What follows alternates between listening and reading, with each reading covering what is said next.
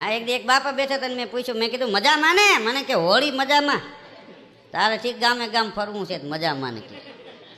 મેં કીધું તમને ક્યાં ના પાડી, અમને કોણ બોલાવે? મને કે આખી જિંદગી મારી પરસ્વાધીનતામાં ગઈ, બોલો કોક કે એમ જ કરવું પડ્યું. મેં કીધું કેમ?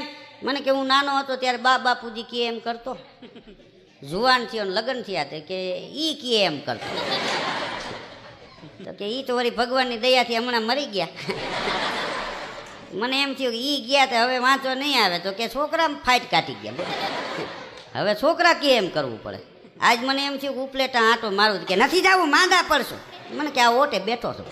મને અહીંયા 150 ફૂટ રિંગ રોડ ઉપર ગેરેજ હું બેઠો હતો, એક ભાઈ આવ્યા, એ કે ગાડીમાં બ્રેક નથી લાગતી, આ રિપેર કરાવવી હોય તો ખર્ચો હું? તો ગેરેજ વાળો કે આજને આજ રિપેર કરવી હોય 500 રૂપિયા, કાલ 2000. એક રાતમાં આટલો બધો ભાવ વધશે નહીં? કાલ તો આગલું બોનટ નહીં હોય ને. આ તો ભટકાય ને ગમે નહીં. નોકરી ગોતવા ગયો, કોઈ કીધું ઉંમર કેટલી? કે 58 વર્ષ. તો કે 58 રિટાયર થાય, તો કે પેન્શન આપો.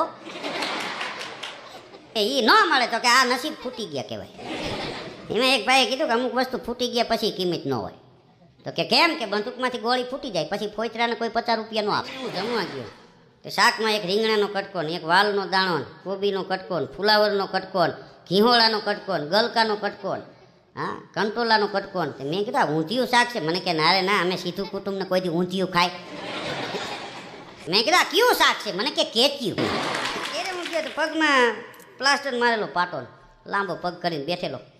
મેં વળી એને પૂછ્યું પગમાં શું થયું? મને કે ભાંગી ગયો ભાઈ. મેં કીધું કેવી રીતે? મને કે સિગરેટ પીને મારે માથે પગ દઈને ઠારવાની ટેવ, એના કારણે. તો મેં કીધું તો સિગરેટ નાખીને માથે પગ મૂકી દો. મને કે મકાનનું કામ હાલતું હતું, બીજા માળે રવેશ ઉપર ઊભો હતો, સિગરેટનો ઘા થઈ ગયો, વાહે પગ આમ.